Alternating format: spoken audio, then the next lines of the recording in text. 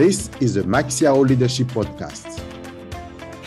Moi, mes deux parents étaient porteurs du gène de la maladie. Et donc, ils étaient ensemble tous les deux. Donc, moi, j'ai la maladie. Mon frère aussi, il avait la maladie. Et lui, il n'est pas arrivé à la greffe parce qu'il ne s'est pas mis à temps. Donc, c'est une des raisons pour laquelle j'ai un peu mis en place ce projet. Parce que j'ai eu mon frère qui n'est pas arrivé à la greffe. J'ai eu d'autres amis qui ne sont pas arrivés à la greffe. Parce qu'ils avaient vraiment peur de se mettre en attente de greffe. C'est vrai que moi, j'ai revu 3 fois. Je dis tout le temps, j'ai revu 3 fois. Je suis là grâce à 2 personnes qui ont fait sa donation des poumons, enfin 2 familles plutôt, parce que celui il était mort, donc je ne sais pas si il voulait ou il voulait pas. Et je pense qu'il y a toujours une opportunité de vie. Donc même si on est mal, il y a toujours quelque chose qui attend et la vie elle est toujours là. Tu peux toujours être être déprimé et faire un petit tour et ça va mieux. Donc la vie elle est toujours là. Bien, mal, il pleut pas, il y a toujours la vie. Et aussi faire connaître ce qu'est la greffe. Parce que toi, tu as été intéressé, mais tout le monde connaît les greffes et se dit « Ah, c'est un miracle ». Mais si on ne connaît pas comment ça marche, si on n'est pas intéressé à ce que c'est, ou à me voir, moi mes patients, enfin mes clients, ils sont enchantés parce que je suis en forme. Et eux, ils sont avec oxygène. Donc voir quelqu'un qui a passé cette épreuve, je pense que c'est ça qui fait que tout le monde soit un peu intéressé. My guest today is an exceptional leader with a unique life story and a mission that is life-changing for the people she serves. As a child, Irene Nevado was diagnosed with cystic fibrosis, a genetic condition in which the lungs and the digestive system become clogged with thick, sticky mucus. When Irene was born 42 years ago, the life expectancy of someone with cystic fibrosis was just 15 years. Today, thanks to new treatments, a child born with the condition can expect to live past age 45. People with cystic fibrosis may also need a transplant, and Irene has had full transplant of her lungs, not just once, but twice.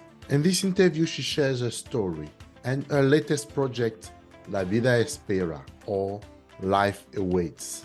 With La Vida Espera, Irene would like to raise awareness and help build centers around the world to help people who are awaiting transplant be better prepared physically and mentally for their operation and life after their transplant. The interview with Irene was conducted in French and is available with English subtitles on YouTube. Bienvenue au Maxiao Leadership Podcast. Mon invité aujourd'hui est un leader d'exception avec une histoire de vie unique et une mission qui change la vie des personnes qu'elle aide. Irene Nevado souffre de mucoviscidose, une maladie génétique qui attaque les poumons et le système digestif. Quand Irene naissait, il y a de cela 42 ans, l'espérance de vie d'une personne atteinte de mucoviscidose n'était que de 15 ans. Aujourd'hui, grâce aux nouveaux traitements, un enfant né avec la maladie peut espérer vivre au-delà de 45 ans. Les personnes atteintes de mucoviscidose peuvent également avoir besoin d'une greffe. Et Irene a subi une greffe complète de ses poumons, non pas une, mais 2 fois, en 2008 et en 2019. Dans cette interview, elle nous parle de son histoire et de son dernier projet, La Vida Espera, ou La Vie attend. Avec La Vida Espera, Irene souhaite sensibiliser et aider à construire des centres à travers le monde pour aider les personnes en attente de greffe afin de les aider à mieux se préparer physiquement et mentalement pour leur opération et pour la vie après leur greffe. Sans plus attendre, je vous invite à accueillir Irene Nevado.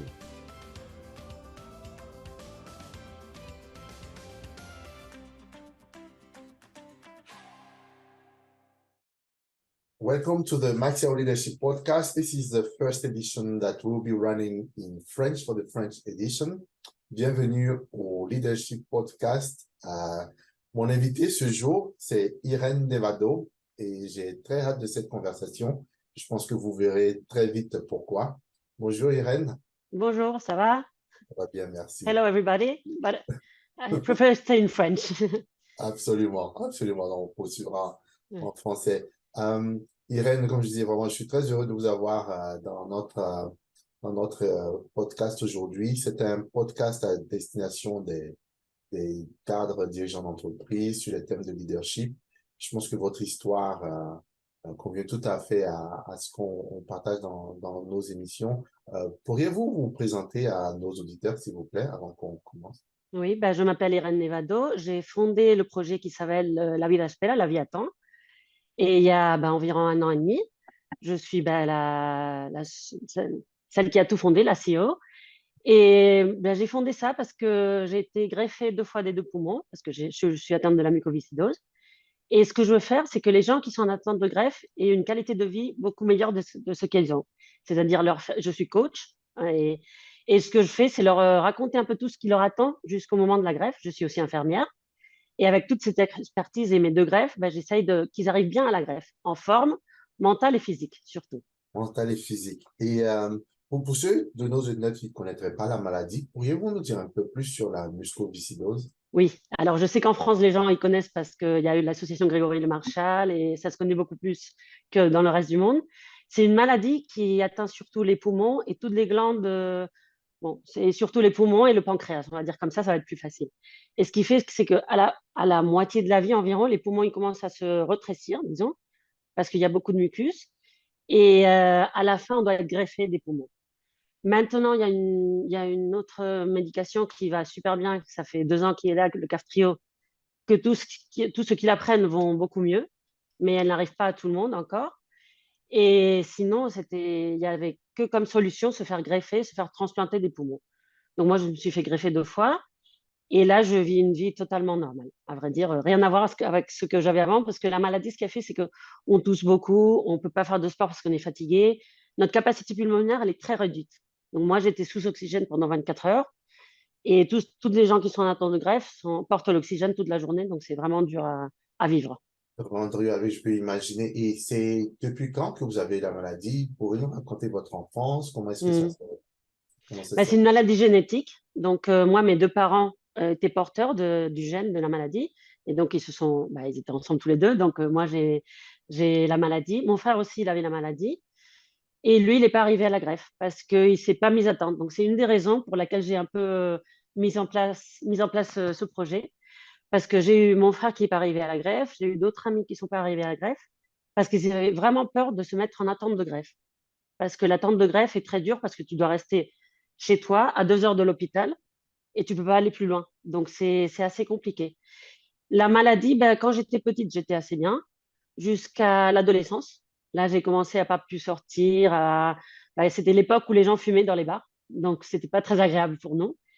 L'idée, c'est ce que je dis tout ça, c'est comme si tu étais sous l'eau tout le temps et il y avait une vague qui te prenait et tu n'arrivais pas à sortir de l'eau. Donc, c'est pour l'expliquer à les gens qui sont bien, qui sont en forme, nous, on est tout le temps comme un petit poisson qui n'arrive pas à respirer. C'est un peu ça l'idée, pour se faire une idée de ce que c'est la maladie. Et vous avez reçu une greffe des poumons, non pas une fois, mais 2 fois. Pouvez-vous nous dire, expliquer pourquoi? Donc, je comprends bien la maladie, à son développement, il faut une greffe. Et c'est uniquement la seule solution? Pour l'instant, maintenant, il y a un médicament, c'est le Kaftrio, il y a 2 ans qui a commencé à marcher. Donc, ce qu'il fait, c'est qu'il corrige notre mutation.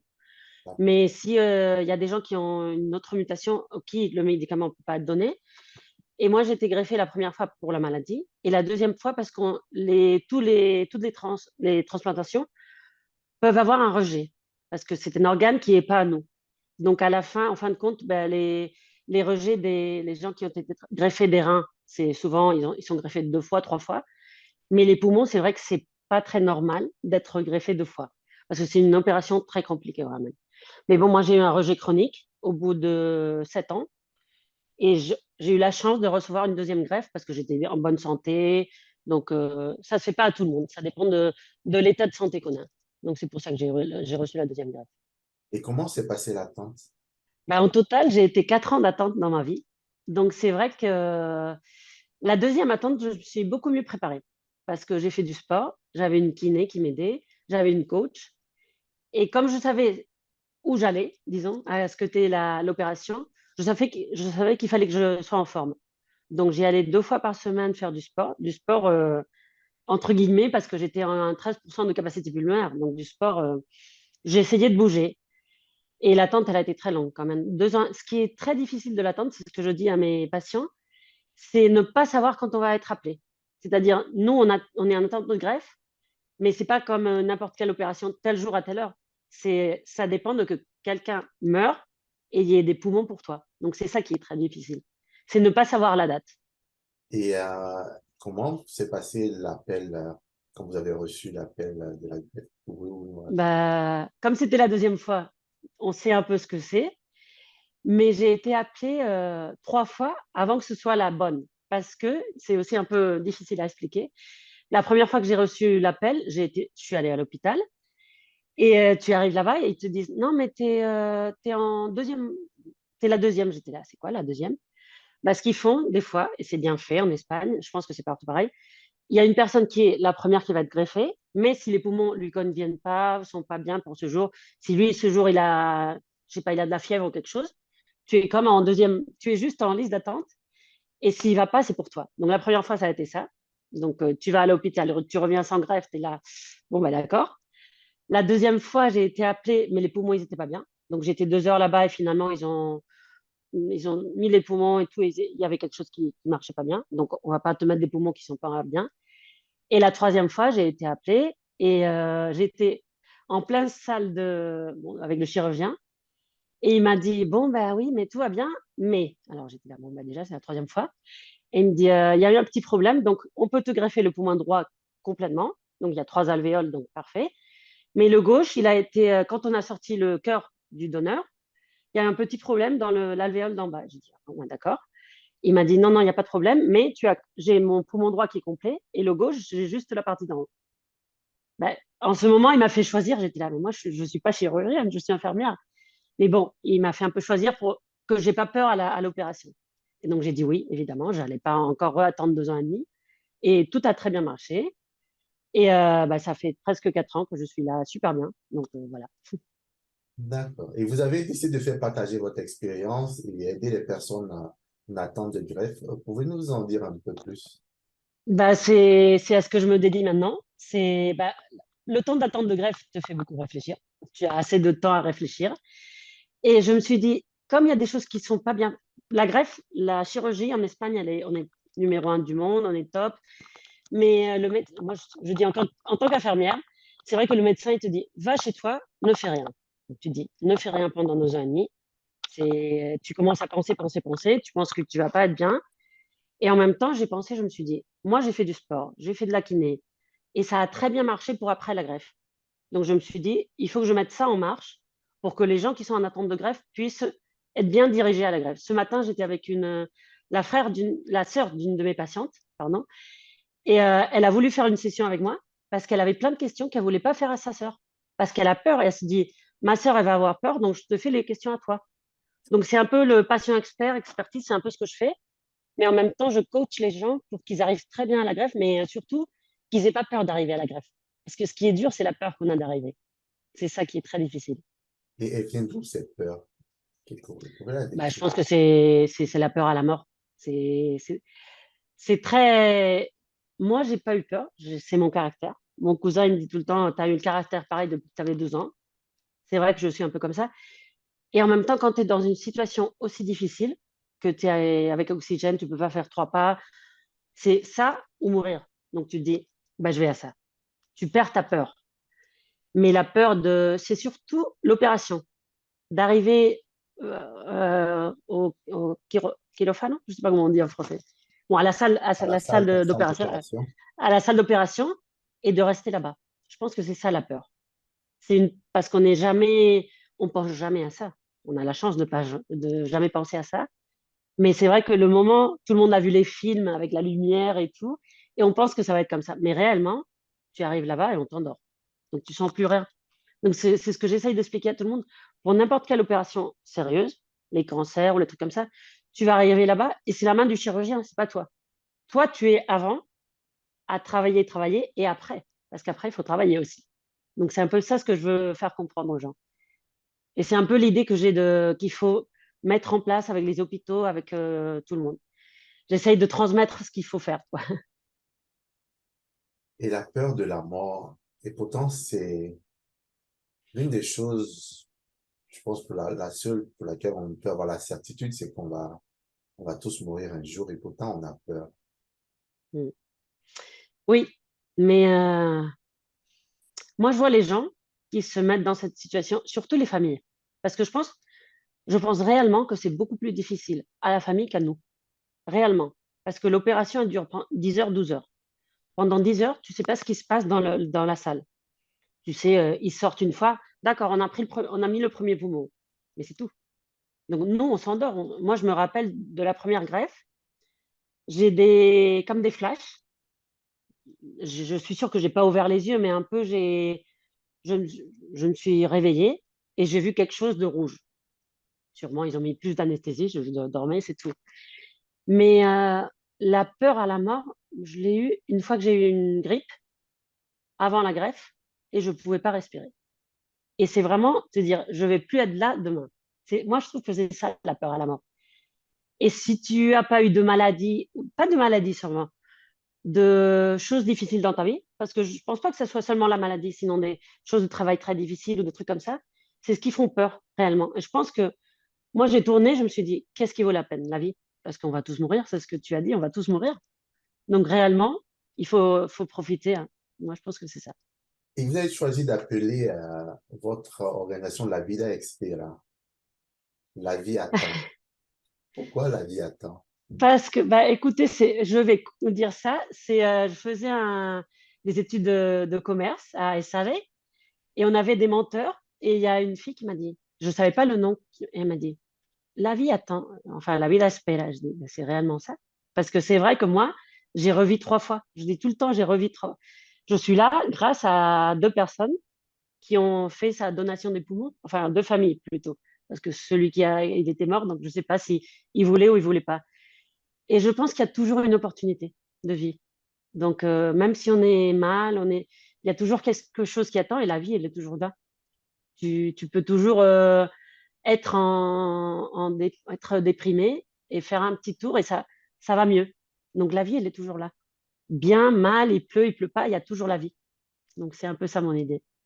Ah, ok. Donc, il y a toujours de l'espoir. Il faut Mm. saisir l'opportunité, en fait. Voilà. La vie, elle est là. Et il faut choisir De de... continuer à vivre. Moi, on a un groupe d'amis avec de la mucoviscidose, on est 4 amis. On s'appelle les filles qui, qui sont ravies de vivre. Je vais faire la traduction, las disfrutonas en espagnol.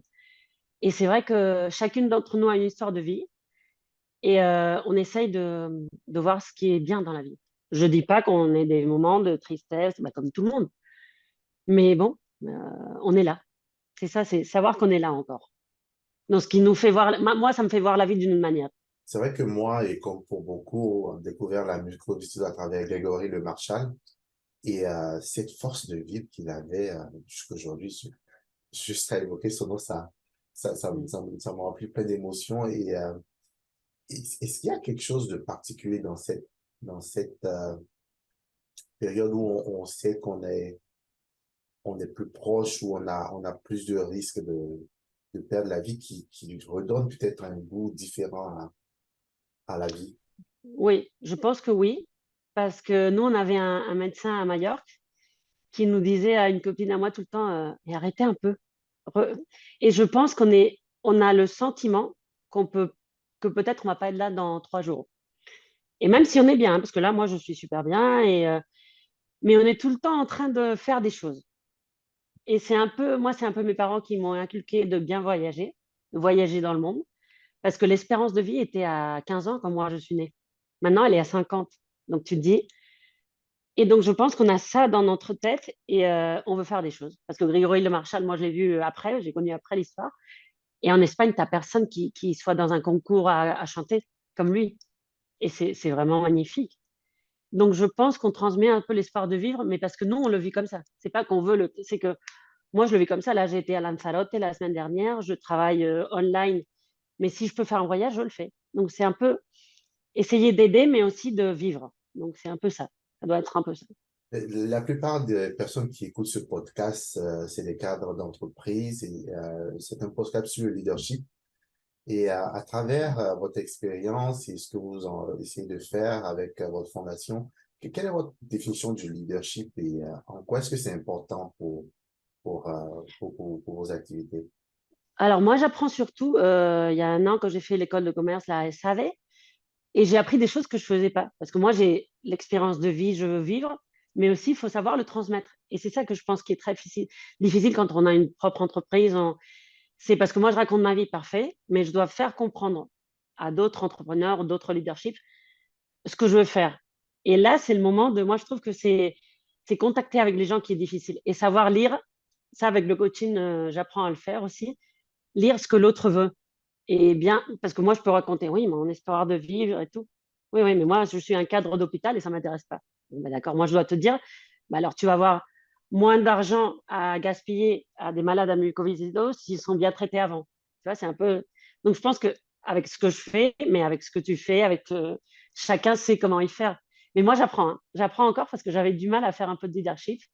Parce que c'est vrai que c'est pas facile. Il faut bien lire les gens. Je pense que c'est un peu ça. Bien lire les gens pour pouvoir passer le message et Mm. Et communiquer la savoir mission. ce dont ils ont besoin. C'est ça qui me fait apprendre. C'est il faut écouter pour savoir si tu as une entreprise de, je sais pas, un grand hôpital, il va me dire oui, mais toi, c'est un outil qui ne nous sert à rien. Je dis bon, ben, d'accord, mais si ta greffe elle va être moins chère, je te sers. Donc, j'essaye d'apprendre à ça. Mais c'est pas facile, hein. C'est vrai que c'est intéressant. Moi, je trouve ça très intéressant. C'est la communication entre les gens, je trouve que c'est très, très intéressant. Une autre qualité, une des qualités, je pense, de tout leader et dans le chemin qu'on parcourt, c'est la résilience. Et Mm. votre histoire a ressorti beaucoup de résilience. Comment est-ce que vous pensez qu'on peut développer cette qualité de Mm. résilience? C'est pas pareil, la résilience dans la vie pour continuer à vivre, ce qui est, on est là, que celle des entreprises et tout. Mais je pense que moi, je suis en français, en espagnol, c'est tenaz. Je poursuis, mais La j'ai une ténacité. idée, la ténacité. Je pense que quand on fait de l'entrepreneuriat, il faut être il faut avoir de la ténacité parce que bah, tu as tout le temps des gens qui te disent que non. Et c'est aussi croire dans ton projet. Moi, c'est vraiment ma vie, mais je me suis dédiée à ça. Et je pense que c'est important de ce que je fais. Donc, j'ai une passion pour ce que je fais et je pense que c'est vraiment, ça peut aider des gens. Et j'y crois. Mais si tu crois pas à ce que tu fais, je pense que c'est très difficile à défendre et très difficile à le transmettre aux gens. Donc, tu auras beaucoup de non et beaucoup de gens qui vont te dire non parce que ça, c'est pas mon intérêt, c'est pas mon. Mais te dire, bon, bah, si je vais pas de ce côté, je vais d'un autre. Moi, là, je suis à ce moment, je me suis dit, bah, j'ai eu les trophées parfaits, maintenant, qu'est-ce que je fais? Et je reprends, je me dis, bon, bah, je suis là, je vais à cet hôpital ou je vais à Air Liquide ou n'importe quelle grande entreprise. Donc, j'essaye de chercher les voies pour arriver où je veux, quoi. Mm, La ténacité, ne pas abandonner, mm, continuer mm, mm, se croire au projet. Euh, mm. Comment est-ce qu'on pourrait vous aider, les personnes qui vous écoutent, si quelqu'un veut participer au projet, comment est-ce qu'on peut faire partie de Bah, cette... vraiment, ce que je pense qui serait le plus utile, c'est me faire connaître, évidemment. De la connaissance avec tout le monde, c'est tu arrives à la fin avec quelqu'un qui est intéressé par le projet. Mon idée à long chemin, je pense que ce serait faire une fondation, parce que je pense que c'est le plus utile dans mon cas, et peut-être me faire patrociner par des grandes entreprises, parce que je me dis, écoute, s'il y a une grande entreprise d'oxygène ou quelque chose comme ça qui veut aider les gens qui sont en attente de greffe, bah, c'est la relation qu'il y a. Donc, je pense que ça serait la meilleure manière de me faire connaître. Je pense que oui. Et aussi faire connaître ce qu'est la greffe. Parce que toi, tu as été intéressé, mais tout le monde connaît les greffes et se dit, ah, c'est un miracle. Mais si on ne connaît pas comment ça marche, si on n'est pas intéressé à ce que c'est, ou à me voir, moi mes patients, enfin mes clients, ils sont enchantés parce que je suis en forme. Et eux, ils sont avec oxygène. Donc, voir quelqu'un qui a passé cette épreuve, je pense que c'est ça qui fait que tout le monde soit un peu intéressé. Donc, c'est me faire connaître. Je pense que oui. Connaître, partager l'histoire. Et, Oui. Et des partenariats, parce que ça, c'est vrai que c'était très intéressant. Mm. une des questions que j'aime à poser dans les podcasts, c'est tourner un peu je dirais le Mhm. micro et dire quelle est la question à travers toutes les interviews auxquelles tu as pu participer ou les questions que j'ai posées jusqu'à présent, quelle est la question que tu aurais aimé que je te pose? Ah, c'est une bonne question. Quelle est la question que tu aurais? Ah là là. Bah, tu m'as fait la question clé de pourquoi j'avais entrepris. Ça, c'est vrai. Mm. Hmm. Mais plutôt, euh, je sais pas, j'allais dire, pourquoi j'ai pas peur à la mort? Ça, c'est une question qu'on me fait pas souvent. Parce que tu m'as fait un peu la question, mais c'est une question qui fait peur quand je la réponds. C'est vrai que, parce que je pense que les gens ont peur à la mort et moi, j'ai pas peur à la mort. Pourquoi?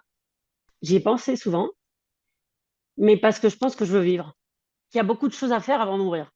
Donc, c'est ça qui me. Et j'essaye de dire, c'est pourquoi, c'est la seule raison pour laquelle j'ai beaucoup de choses à faire. Donc, j'ai pas envie de mourir. Voilà. Beaucoup de choses à faire avant de mourir. Oui. C'est quoi les trois plus importantes? Hmm. Revivre à la mer. J'habitais à Majorque et je veux revivre à côté de la mer. Moi, je pense que ça me donne beaucoup d'énergie. J'adore nager, donc oui. Peut-être avoir, je sais pas si dire une famille, parce que je suis bien maintenant. Donc, mais peut-être quelqu'un de proche avec qui je sois bien. Je sais pas. Là, c'est un peu. Et continuer à voyager. Je pense que c'est très important de voyager, de voir du monde différent, d'apprendre. Et apprendre.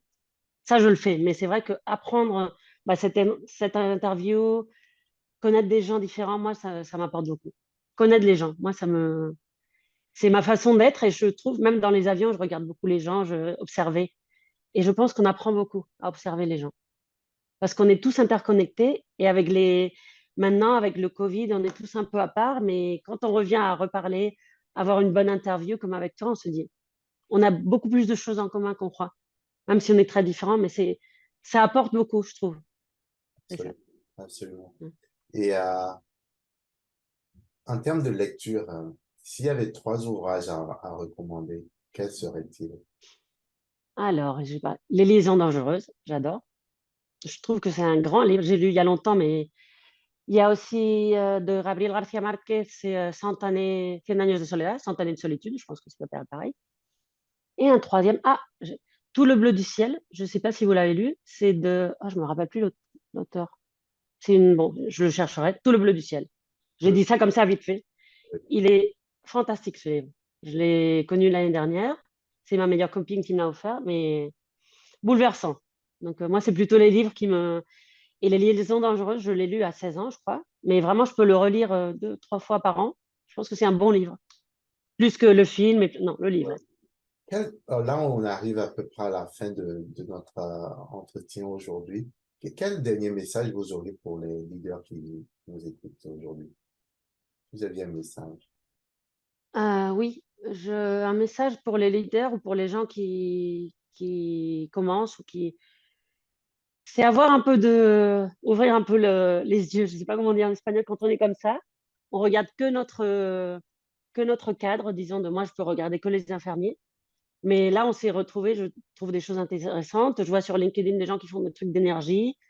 Donc, je me dis, il y a tout le temps des connexions. On s'en rend pas compte, mais c'est un peu voir les connexions qui peuvent, je ne sais pas, qu'on peut avoir. Et peut-être que c'est improbable, mais des fois, il y a des choses très intéressantes. Donc oui, c'est un peu avoir un peu la mira, je ne sais pas comment on dit, plus ouvert. Être plus ouvert de. Oui, Être plus ouvert d'esprit. oui, voilà. J'arrivais pas à le dire. Je pense que c'est important pour le leader. Je pense que oui, parce que des fois, on est très, très à notre cadre, à notre entreprise, et on voit d'autres choses et ça nous fait. Moi, je vois ça quand on est coach. Et quand moi, je raconte mon histoire, tu vois les gens qui. Ah, je dis, bah, c'est une histoire différente. Mais toi, c'est sûr que tu as une histoire aussi différente et aussi intéressante. Donc, je me dis, moi, je me raconte mon histoire, mais peut-être que toi, tu me racontes, je suis de Côte d'Ivoire, j'ai eu ma famille qui a eu ça. Et moi, ça me paraît intéressant aussi. Donc, oui, être plus ouvert d'esprit. Je pense que c'est intéressant. Absolument.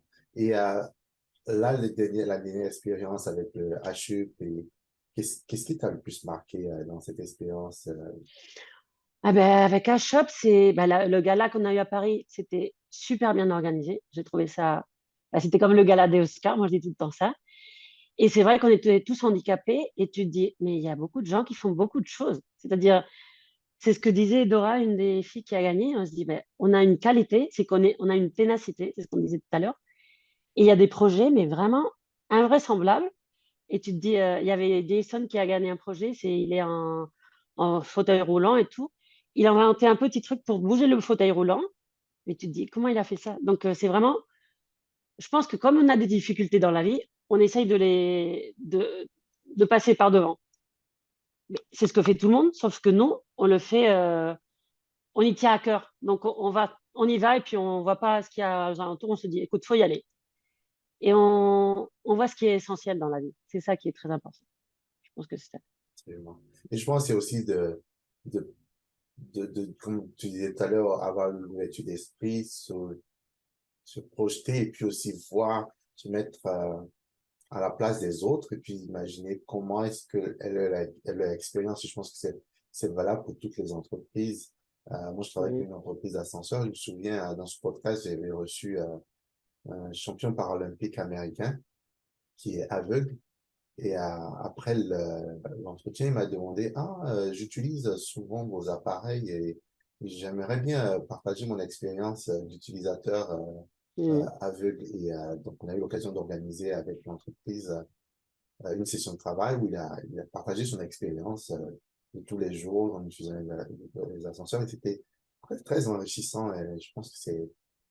Et il vous a pas dit s'il y avait parce que je sais pas s'il y a le braille Oui. C'est vrai que nous, quand on a le prix que j'ai de Hashop, il est aussi écrit ça m'a fait très plaisir parce qu'il est en braille et tu te dis, c'est bien pensé. Et il y a eu Sid aussi qui a gagné entrepreneur de l'année et il est sourd-muet. Et donc, il a un restaurant pour sourds-muets que tout le monde peut y aller et tu peux te communiquer normal, mais ils t'apprennent à faire des gestes. Tu te dis, écoute, c'est très bien pensé. Donc, je pense que je vais dire ça comme ça en généralisant, mais quand les personnes qui n'ont pas d'handicap voient nous qui avons des handicaps, ça vous fait réfléchir. Je dis ça en général. Et ça vous relaxe et tu te dis, moi aussi, je peux avoir des choses et c'est pas grave. Donc, c'est un peu se dire, on est tous différents, c'est pas grave. Donc, je pense que c'est un peu ça. Pour conclure et continuer, si on veut te retrouver sur le net, où est-ce qu'on peut aller? Comment est-ce qu'on peut te retrouver pour suivre cette conversation? Ma web, elle est en train de se faire, donc, mais ça va être lavidaspera.com, mais elle est presque, je pense. Le mois prochain, je pense que je l'aurai. Et sinon, sur Instagram, c'est plus facile. Et sur LinkedIn aussi. Alors, sur Instagram, c'est lavida.espera, lavida.espera. Et sur LinkedIn, c'est Irène Nevado. C'est facile. Et sur Twitter, oui, mais je ne l'utilise pas beaucoup. Mais sinon, c'est @lavidaespera1. Mais Twitter, on ne va pas dire parce qu'on ne sait pas trop ce que ça va devenir. Donc, on n'est pas trop sûr, non? Je ne sais pas. En tout cas, Roman, merci beaucoup, Irène, pour cet entretien. C'est très enrichissant. En tout cas, bonne chance pour toutes les initiatives et tout le programme sur lequel tu travailles. Et ça va être toujours derrière toi et pour t'accompagner. Merci beaucoup. C'était très, très intéressant aussi. Donc, enchanté. Merci, Irène. Merci. Arrêtez l'enregistrement. This was the Maxiao Leadership Podcast. Thank you for joining us. To listen to future episodes, you can subscribe on Apple Podcasts, Spotify, YouTube, or wherever you listen to your favorite shows. Until next time, keep being the leader everybody trusts and respects.